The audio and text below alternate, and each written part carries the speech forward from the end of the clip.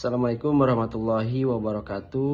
Perkenalkan, nama saya Rizky Herdiansa dari Universitas Buana Perjuangan. Kali ini saya akan menjelaskan materi tentang uji T dan uji Z. Untuk mempersingkat waktu, mari kita simak video berikut.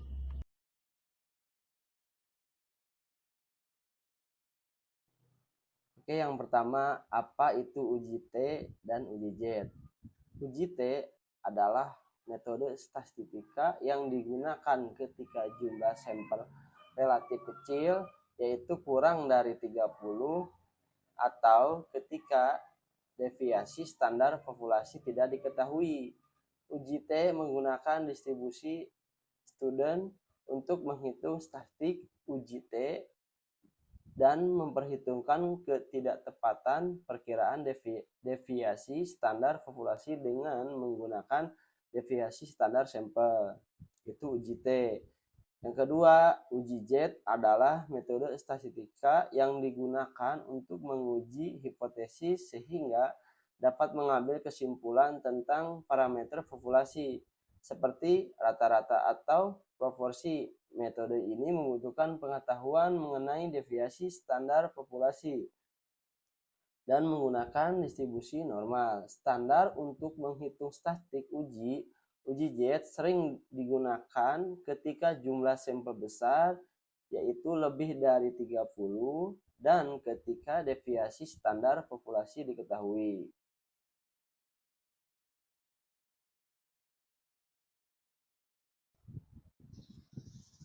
Langsung konsep penggunaan uji T dan uji Z.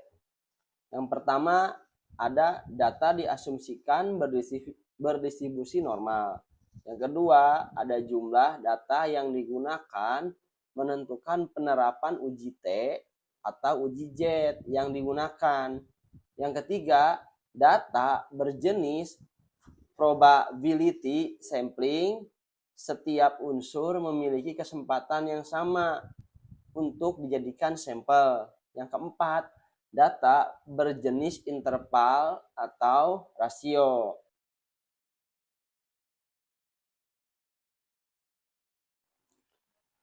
Jadi yang saya jelaskan, uji T untuk satu sampel variabel dalam uji T satu sampel, uji statistik yang digunakan adalah sebagai berikut.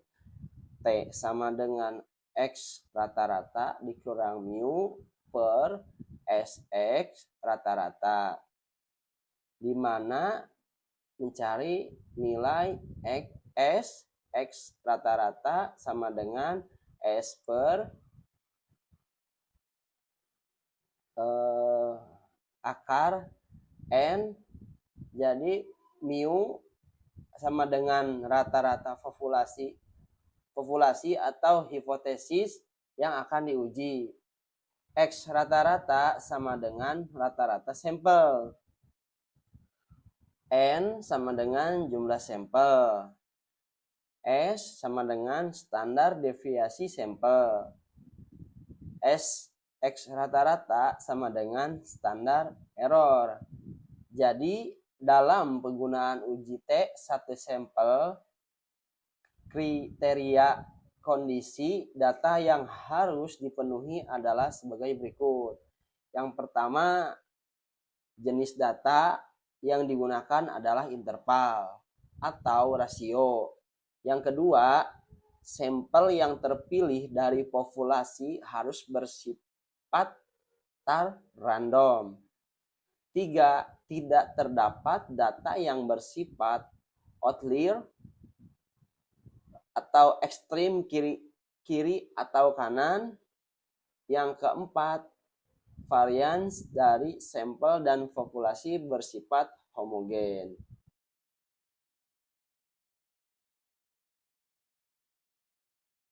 Baik, kita langsung ke contoh berikut. Contoh uji T satu sampel. Ada sebuah pabrik ingin menguji apakah rata-rata berat produk mereka adalah 50 kg seperti yang tertera di tabel. Diambil sampel acak sebanyak 10 produk dengan hasil berat dalam kilogram sebagai berikut. Ada 50,5, 49,8, 50,2, 49,5, 50,1, 50,3, 49,7, 50,4, 50,0, dan yang terakhir 49,9. Dengan tingkat signifikan alfa sama dengan 0,05, apakah rata-rata berat produk benar-benar sama dengan 50 kg?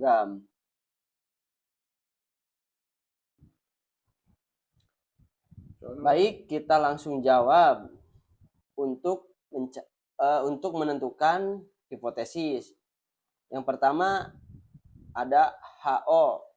HO itu hipotesis 0, mu sama dengan 50 kg rata-rata sesuai label.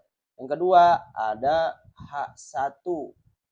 H1 itu hipotesis alternatif berbanding mu tidak sama dengan 50 kg rata-rata berbeda. Yang kedua, data yang diketahui. Yang pertama, N jumlah rata-rata sama dengan 10. Yang kedua, kita masukkan data. Data yang tadi 50,5, 49,8, 50,2, 49,5, 50,1, 50,3, 49,7, 50,4, 50,0, dan 49,9. Yang ketiga, mu 0 sama dengan 50 kg nilai yang diuji.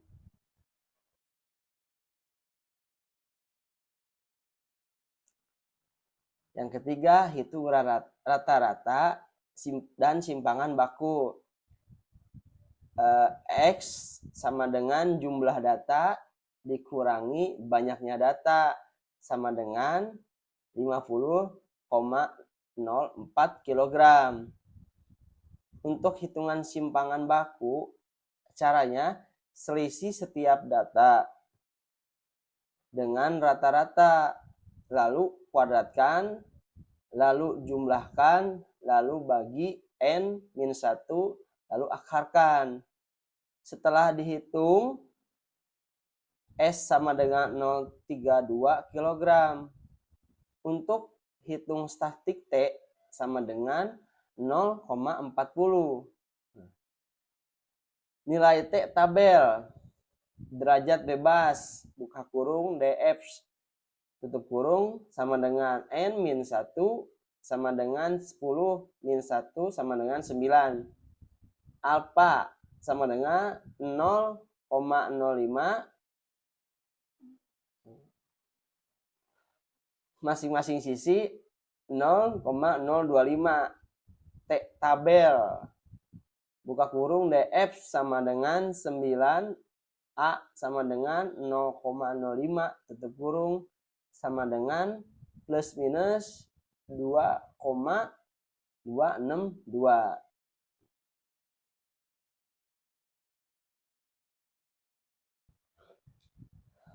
Untuk terakhir pengambilan keputusan. Yang pertama, T hitung sama dengan 0,40. Yang kedua, T tabel sama dengan plus minus 2,262. Karena kan 0,40 lebih kecil dari 2,262, maka gagal tolak HO. Jadi kesimpulan contoh soal tadi, tidak ada bukti yang cukup untuk menyatakan bahwa rata-rata berat produk berbeda dari 50 kg dengan arti rata-rata maka sesuai label.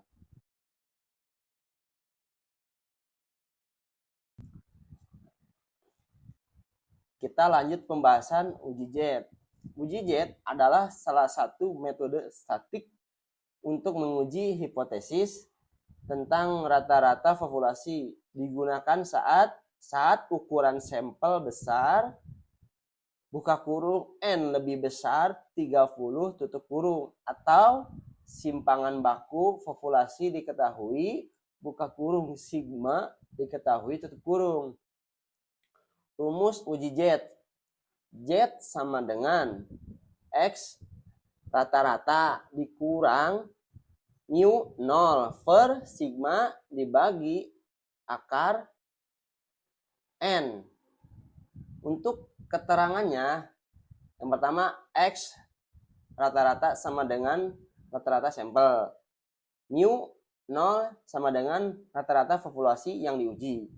Yang ketiga, sigma sama dengan simpangan baku populasi. Dan terakhir ada N sama dengan jumlah sampel. Untuk langkah-langkah uji jet. Yang pertama, tentukan hipotesisnya dulu. Yang pertama ada HO. HO tidak ada perbedaan. Maka mu sama dengan mu 0. Yang kedua, H1 ada perbedaan, maka mu tidak sama dengan mu 0.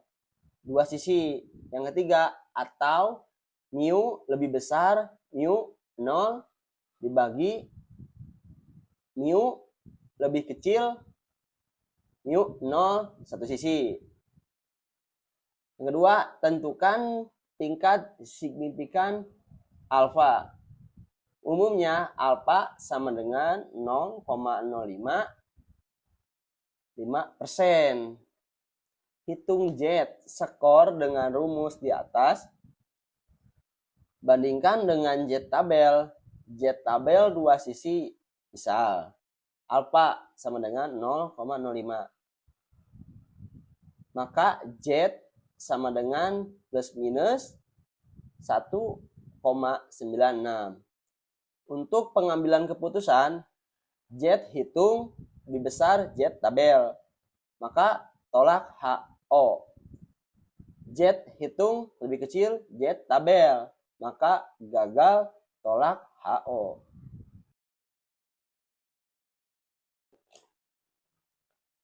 Jadi untuk perhitungan uji T dan uji jet itu hampir sama. Maka kita lanjut uji T dan uji jet menggunakan SPSS. Keterangannya, uji T satu sampel, pilih one sample T tes. Uji T dua sampel bebas, pilih independent sample T tes. Uji T dua sampel berpasangan, pilih paired sample T tes. Sedangkan untuk uji jet secara prinsip sama dengan uji T, hanya saja untuk uji jet kita lakukan jika nilai simpangan baku untuk populasi diketahui. Oleh karena itu, untuk contoh soal menggunakan SPSS, kita gunakan uji T. Lanjut, contoh soal uji T dengan menggunakan SPSS. Baik, untuk teman-teman scan barcode di sini untuk melihat hasil dan pengerjaan uji T menggunakan SPSS. Baik, terima kasih untuk pemaparan materi tentang uji T dan uji jet. Mohon maaf bila ada kekurangan, saya akhiri.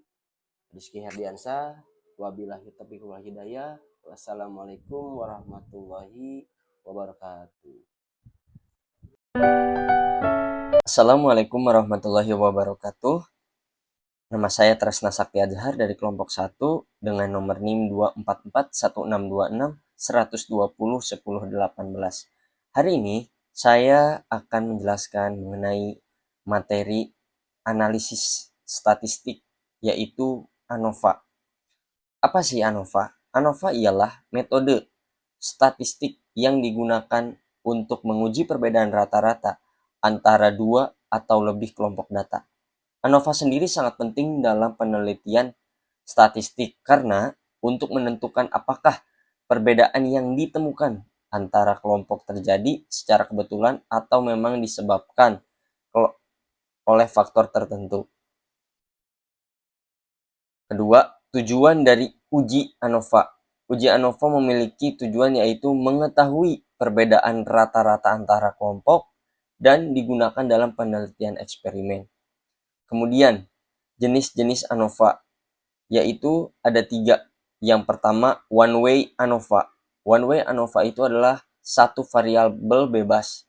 Yang kedua, two-way ANOVA, 2 variabel bebas. Dan jenis yang terakhir yaitu repeat measures ANOVA atau pengukuran berulang. Hipotesis dalam ANOVA itu ada HO dan HI. HO itu tidak adanya perbedaan rata-rata, dan HI di sini setidaknya ada satu kelompok yang berbeda. Rumus dasar statistik dari F sama dengan varians antar kelompok atau varians dalam kelompok. Jika F hitung lebih dari F table lebih dari tolak A0. Syarat penggunaan dari ANOVA yaitu data berskala interval atau rasio. Kedua, sampel diambil secara acak dan independen. Ketiga, varians antar kelompok harus homogen. Homogenitas varians artinya harus sama data tersebut. Kemudian data berdistribusi normal pada masing-masing kelompok. Baik, saya akan melanjutkan melalui penjelasan ini dalam uji SPSS, yaitu melalui sistem. Oke, baik. Sekarang saya sudah ada di aplikasi SPSS ya untuk melakukan uji dari ANOVA. Baik, di sini kita lihat ini data yang saya punya. Ada 30 data, dan selanjutnya kita akan melanjutkan dalam uji ANOVA. Pertama kita klik analyze, kemudian descriptive statistik, lanjut ke explore. Untuk bagian penjualannya kita taruh di dependent list, kemudian lokasinya kita taruh di factor list. Setelah itu klik option, continue, kita klik plots, kemudian klik normality plot with test. Setelah itu continue, lalu klik OK. Kita tunggu hasilnya. Oke, ini hasilnya sudah keluar. Oke, kita fokus ke test of normality.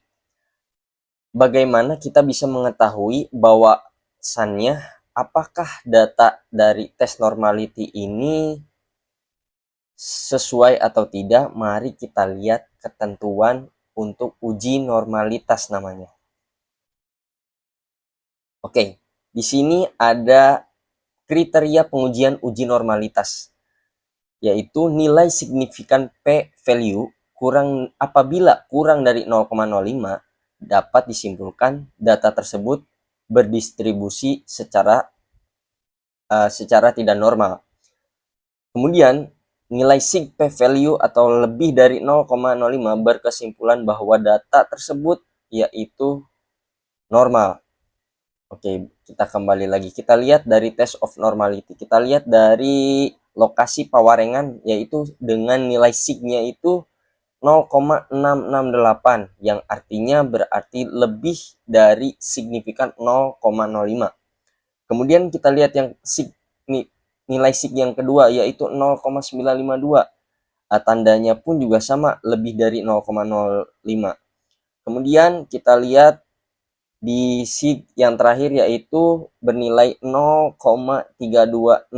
Artinya juga sama, bahwa nilai tersebut lebih dari 0,05.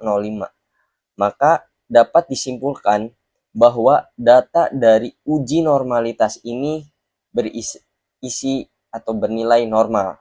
Maka kita bisa lanjut ke uji berikutnya, yaitu pertama kita klik lagi analyze, kemudian kita pilih compare means, lanjut kita klik one way ANOVA. Untuk penjualan kita masukkan di dependent list, kemudian lokasi kita masukkan di factor list, kemudian kita klik option, kita klik deskriptif dan homogen, kemudian klik continue. Setelah itu kita klik OK, kita tunggu hasilnya.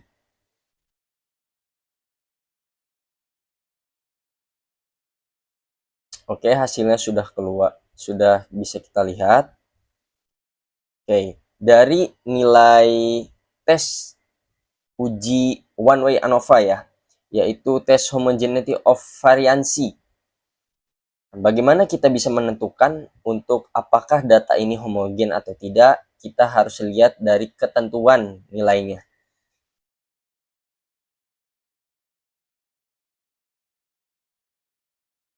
Nah, ini dia kriteria uji homogen, yaitu nilai sig p-value atau based on mean kurang dari 0,05 yang disimpulkan varian data tidak homogen atau uji homogen tidak bisa terpenuhi.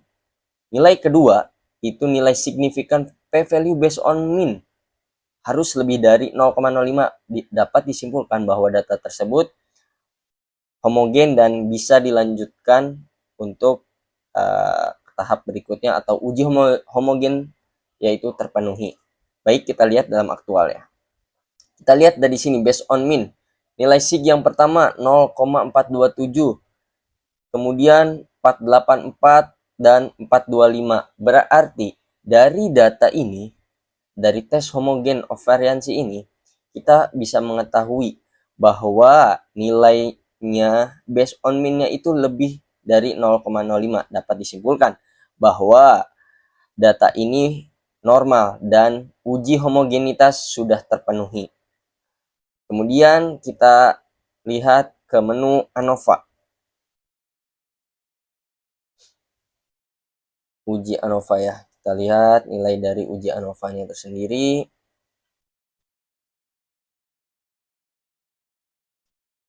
Oke. Kriteria untuk uji ANOVA yaitu kita lihat kembali dari nilai signya. Dan kita juga harus tahu nih kriterianya apa saja yang harus dipenuhi.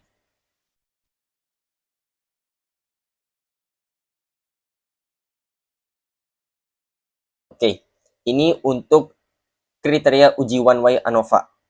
Nilai sig p-value apabila kurang dari 0,05 dapat disimpulkan bahwa terjadinya perbedaan secara signifikan. Dan poin kedua, apabila nilai sig lebih dari 0,05 dapat disimpulkan tidak ada perbedaan secara signifikan. Mari kita lihat di SPSS-nya. Oke, di sini untuk SPSS-nya sendiri nilai sig-nya itu 0,390. Dapat disimpulkan bahwa ANOVA ini, uji one way ANOVA ini yaitu tidak ada perbedaan secara signifikan dan data ini bisa kita lanjut untuk dilihat dalam namanya uji post hoc test. Selanjutnya kita akan lanjutkan ke uji post hoc ya. Klik analyze, compare means, kemudian klik one way ANOVA. Untuk di tabel ini kita masukkan variabel penjualan ke dependent list dan variabel lokasi ke faktor. Kita klik post hoc. Di sini kita checklist LSD, Bonferroni, dan 2K. Setelah itu kita klik continue, lalu OK. Kita tunggu hasilnya. Baik, hasilnya sudah terlihat. Untuk mengetahui nilai nilai atau cara bacanya di uji post hoc test ini, itu ada ketentuannya. Kita harus lihat dulu nih ketentuannya bagaimana. Oke, ini kriteria pengujian untuk uji lanjut dalam one way ANOVA. ada dua, yaitu nilai yang pertama sig p-value kurang dari 0,05 berkesimpulan ada perbedaan secara nyata. Yang kedua, nilai sig p-value lebih dari 0,05 dapat disimpulkan tidak ada perbedaan secara nyata. Baik, kita kembali lagi ke SPSS-nya. Kita lihat di tabel ini ya, yang untuk post hoc testnya. Kita fokuskan untuk dinilai sig-nya. Kita lihat untuk pertama, yaitu lokasi Pawarengan dan variabel BMI dengan nilai sig 727 atau 0,727. Kemudian kita lihat di wilayah atau lokasi BMI, Pawarengan pun juga nilai sama 0,727. Kemudian kita lihat lagi untuk wilayah ataupun lokasi Pawarengan dengan Pucung dengan nilai 0,358. Kemudian kita lihat lokasi untuk Pucung dan variabel Pawarengan pun juga sama nilainya 0,358. Dan untuk lokasi BMI dan Pucung dengan nilai sig 0,847. Kita lihat di lokasi Pucung dan BMI pun juga sama nilainya 0,847. Dari data ini, semua atau nilai sig-nya itu melebihi dari lebih dari 0,05. Artinya apa? Dari hasil uji post hoc ini dengan menggunakan metode 2K, HSD, LSD, dan Bonferroni tidak terdapat pengaruh yang signifikan dalam rata-rata penjualan antara lokasi Pawarengan, BMI, dan Pucung, yang artinya lokasi tidak berpengaruh atau tidak memberikan pengaruh yang signifikan terhadap tingkat penjualan. Mungkin itu saja yang bisa saya sampaikan dari materi uji ANOVA. Sekian, terima kasih. Wassalamualaikum warahmatullahi wabarakatuh. Assalamualaikum warahmatullahi wabarakatuh. Saya Ispai Zanuddin Atsari. Saya akan menjelaskan uji asumsi klasik. Uji asumsi klasik yaitu dibagi menjadi 5. Yang pertama uji normalitas, yang kedua uji linearitas, yang ketiga uji multikolineritas, yang keempat uji asumsi auto korelasi, yang kelima uji asumsi heteroskedasititas. Saya akan menjelaskan yang pertama yaitu hasil uji normalitas. Hasil uji normalitas pengaruh dan pendapatan terhadap keuntungan pecel lele. Di sini ada hasil uji normalitas SPSS-nya. Yang pertama, hasil kesimpulannya dari output one sample Kolmogorov-Smirnov test, maka dapat nilai Monte Carlo sig 0,67 karena nilai sig 0,05, maka dapat disimpulkan bahwa data berdistribusi normal sehingga syarat untuk uji asumsi klasik telah terpenuhi. Selanjutnya dilakukan langkah-langkah uji linearitas, uji asumsi, uji multikoleritas, uji asumsi autokolerasi, uji asumsi heteroskedasititas. Yang kedua yaitu hasil uji linearitas. Hasil uji linearitas berdasarkan kriteria keputusan uji asumsi linearitas. Hasil kesimpulannya yaitu ANOVA tabelnya berdasarkan output nilai sig deviation from linearity 0,054, artinya kriteria keputusan uji asumsi linearitas yaitu 0,054 linear 0,05, maka dapat diambil kesimpulan bahwa hubungan antara variabel keuntungan mendapatkan dengan pendapatan independen adalah tidak linear. Hasil uji linearitas yang kedua yaitu hasil uji linearitas kriteria keputusan uji asumsi linearitas. Hasil kesimpulannya berdasarkan output nilai sig from linearity 0,395 berdasarkan ANOVA-nya, ya, artinya kriteria keputusan uji asumsi linearitas yaitu 0,395 linear value 0,05, maka dapat disimpulkan bahwa hubungan antara variabel keuntungan dependen dengan pendapatan independen adalah linear.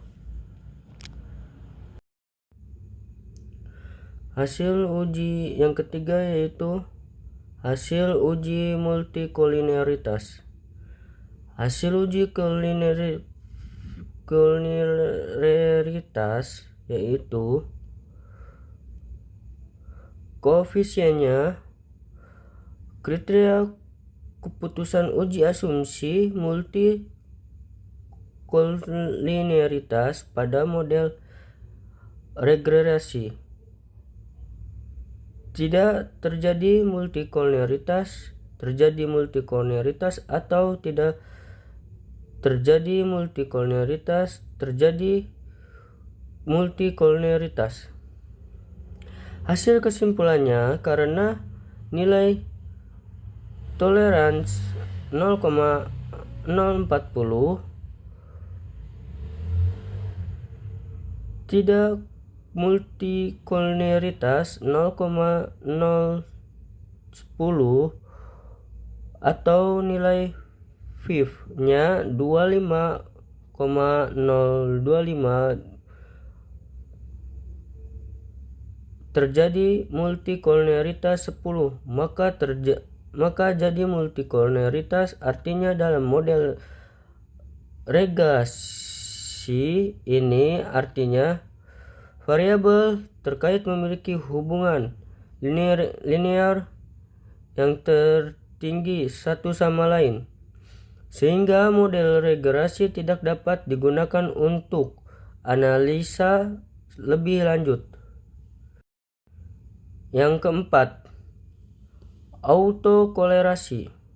Autokolerasi berdasarkan model Sumari, kriteria keputusan uji asumsi autokolerasi.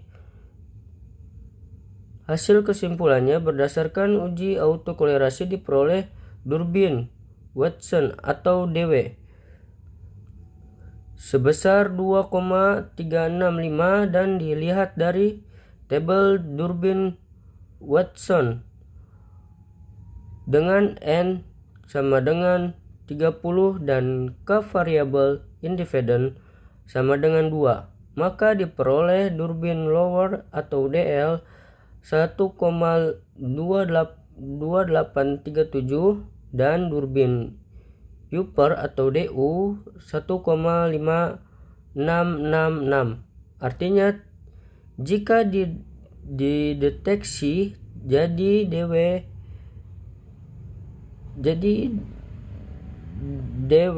yaitu 2,365 dan 1,2837, maka dapat disimpulkan terdapat autokolerasi positif terhadap data penjualan, pendapatan, dan keuntungan. Yang kelima, hasil uji skedasitas, yaitu kriteria uji asumsinya, koefisiennya, hasil kesimpulan, semua variabel independen, penjualan dan pendapatan memiliki value 0,05 atau dalam kurung 0,235 dan 0,81, yang berarti tidak dapat bukti statistik yang cukup untuk menyatakan terjadi heterodeksitas dalam model regresi ini. Asumsi homoskedastisitas terpenuhi, yang menunjukkan bahwa varians residual constants di seluruh nilai prediksi model ini memenuhi asumsi heterodeksitas dalam analisis regresi, sehingga hasil estimasi regresi dapat dianggap valid dan reliable untuk inferensi statistik.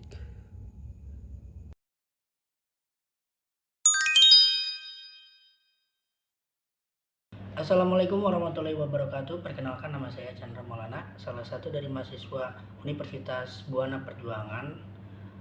Di sini saya akan menjelaskan mata kuliah tentang statistika yang berjudul regresi dan korelasi sederhana. Di sini saya akan menjelaskan tentang regresi sederhana. Regresi sederhana adalah teknik analisis statistik yang digunakan untuk mengetahui hubungan satu variabel independen, yaitu X, terhadap satu variabel dependen Y. Persamaan ini ada rumusnya, yaitu Y sama dengan A plus BX. Baik, di sini ada rumus mencari A, yaitu A sama dengan sigma Y per N, banyaknya data, dikurangi B dikali sigma X per N, yaitu banyaknya data.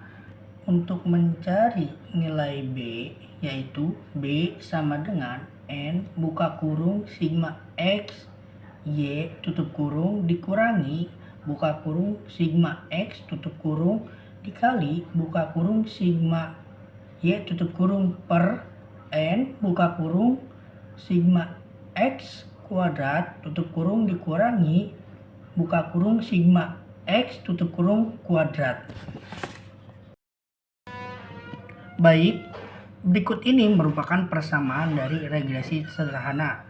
Bisa dilihat seperti yang di bawah ini, di mana Y topi sama dengan nilai prediksi dari variabel dependen, sedangkan A intercept dari nilai Y saat X 0. Sedangkan X sama dengan variabel independen dan N sama dengan jumlah data. Sedangkan sigma sama dengan simbol jumlah. Selanjutnya, di sini ada tabel data persamaan regresi sederhana.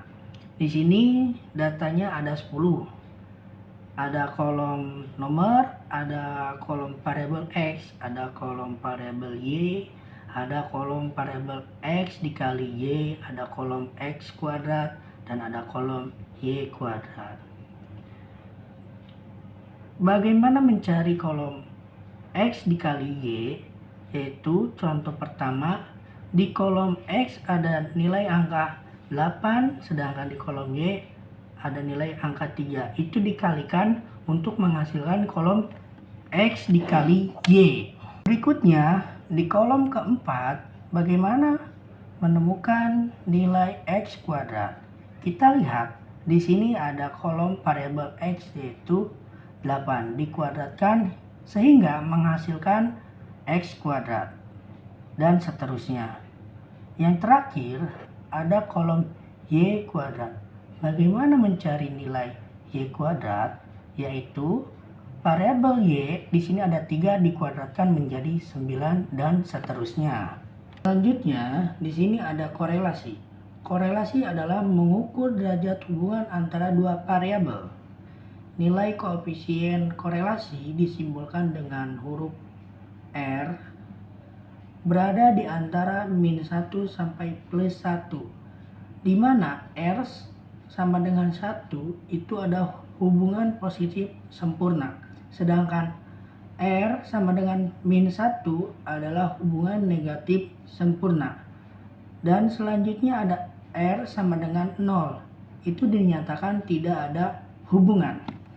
Selanjutnya di sini untuk mencari nilai R, di sini ada rumus R sama dengan N, yaitu jumlah data buka kurung sigma X dan Y tutup kurung dikurangi buka kurung sigma X tutup kurung dikali buka kurung sigma Y tutup kurung per akar buka kurung N sigma X kuadrat dikurangi buka kurung sigma X tutup kurung kuadrat dan tutup kurung dikali buka kurung N sigma Y kuadrat dikurangi buka kurung sigma Y tutup kurung kuadrat tutup kurung.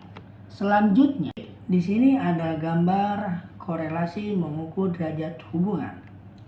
Jika R sama dengan 1, maka korelasi positif sempurna.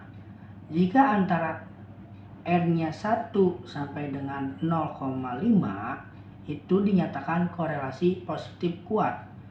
Jika R-nya sama dengan 0,5, maka dapat dikatakan korelasi positif sedang. Sedangkan jika R sama dengan antara 0,5 sampai 0,0 itu dinyatakan korelasi positif lemah. Dan sedangkan jika R sama dengan 0,0 maka bisa dinyatakan tidak ada korelasi. Dan sedangkan jika R sama dengan 0,0 sampai min 0,5 itu korelasi negatif lemah. Dan jika R sama dengan min 0,5 bisa dinyatakan korelasi negatif sedang. Dan jika R dinyatakan R sama dengan di antara min 0,5 ke min 1,0, yaitu bisa dinyatakan korelasi negatif kuat. Dan selanjutnya jika R-nya sama dengan min 1,0 itu dinyatakan korelasi negatif sempurna. Jadi kesimpulannya, jika R-nya sama dengan 0,0 itu tidak ada korelasi. Sedangkan jika dari 0,0 ke 1,0 itu dinyatakan korelasi positif. Dan jika dari 0,0 ke min 1,0 itu dinyatakan korelasi negatif. Baik, kesimpulannya ialah regresi digunakan untuk korelasi menunjukkan kekuatan dan arah hubungan. Keduanya penting untuk menganalisis hubungan antar variabel. Pemahaman regresi dan korelasi membantu mengambil keputusan berbasis data. Sekian dan terima kasih pembahasan dari saya tentang mata kuliah statistik, materi regresi dan korelasi sederhana. Kurang dan lebihnya mohon maaf. Wabillahi taufiq walhidayah. Wassalamualaikum warahmatullahi wabarakatuh.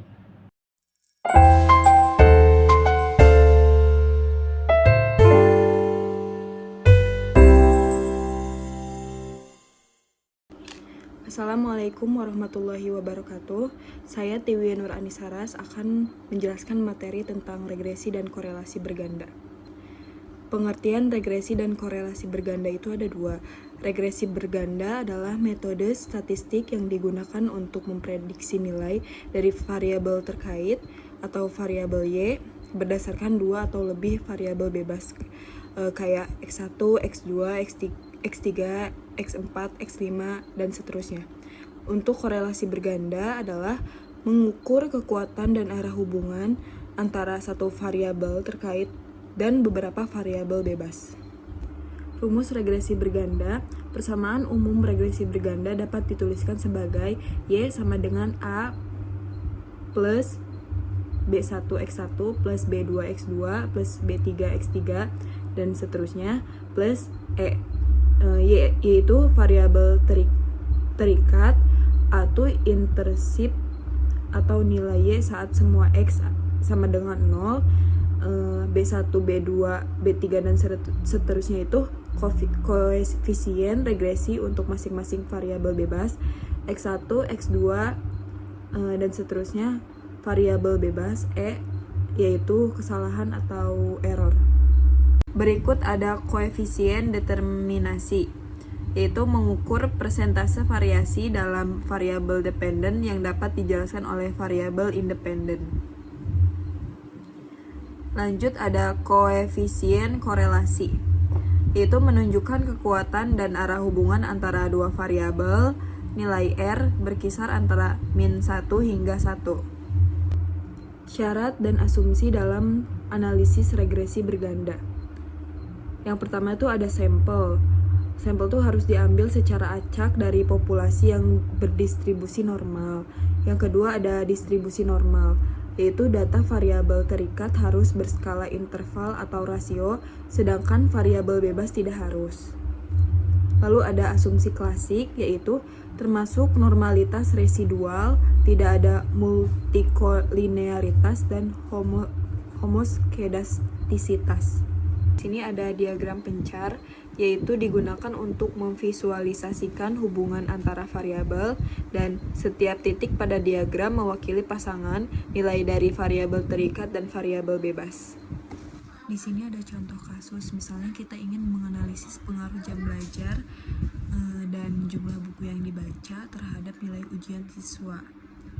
Kita mengumpulkan data dari 10 siswa sebagai berikut. Si berganda yang dapat dibangun dari data di atas adalah Y sama dengan A plus B, B1, X1 ditambah B2, X2, di mana Y adalah nilai ujian, X1 adalah jam belajar, X2 adalah jumlah buku yang dibaca, A-nya adalah intersip, B1 dan B2 adalah koefisien regresi untuk masing-masing variabel independen. Koefisien regresi. Setelah melakukan analisis regresi menggunakan perangkat lunak statistik seperti R, Python, atau SPSS, kita mungkin mendapatkan hasil sebagai berikut, yaitu Y sama dengan 50 ditambah 5X1 ditambah 3X2.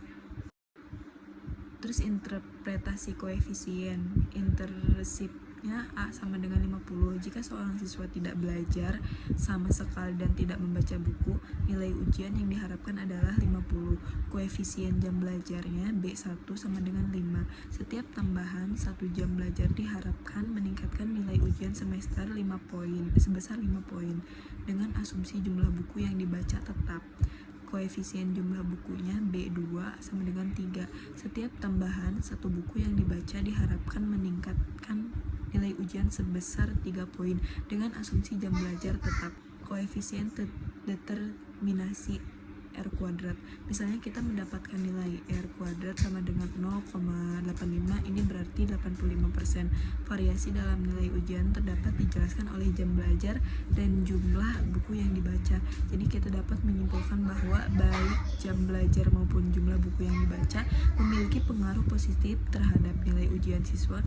Dengan model ini, kita dapat memprediksi nilai ujian siswa berdasarkan jam belajar dan jumlah buku yang mereka baca. Lanjut, berikut ada langkah-langkah analisis regresi berganda dengan menggunakan SPSS. Sekedar informasi, ini data SPSS sama contoh kasus yang tadi ini berbeda ya. Nah, di sini saya sudah mempunyai data dengan 2 variabel bebas dan 1 variabel terikat. Di data variabelnya dulu aja ya. Di data variabelnya kita tulis di name-nya X1, X2, dan Y. X1-nya penjualan, X2-nya pendapatan, dan Y-nya keuntungan. Nah, type-nya numerik semua, width-nya 8, desimalnya di nolin aja. Lanjut ke data view. Data-data yang kalian punya di Excel atau yang kalian dapat, kalian copy aja ke SPSS dan di paste ke data view. Nanti akan muncul seperti ini. Lanjut, habis itu kita klik analyze, lalu kita pilih regression, lalu pilih linear. Setelah kalian klik linear tadi akan muncul seperti ini. Nah, di dependent kita masukin keuntungan, dan di independent kita masukin X1 dan X2. Lalu klik OK. Setelah klik OK, bakalan muncul hasil SPSS dari regresi kolerasi berganda tersebut. Nah, kesimpulannya, analisis regresi dan kolerasi berganda adalah alat yang kuat untuk memahami hubungan antara variabel. Lalu penting untuk menggunakan analisis yang tepat dan interpretasi hasil untuk pengambilan keputusan yang lebih baik. Mungkin itu saja yang saya jelaskan. Terima kasih. Assalamualaikum warahmatullahi wabarakatuh.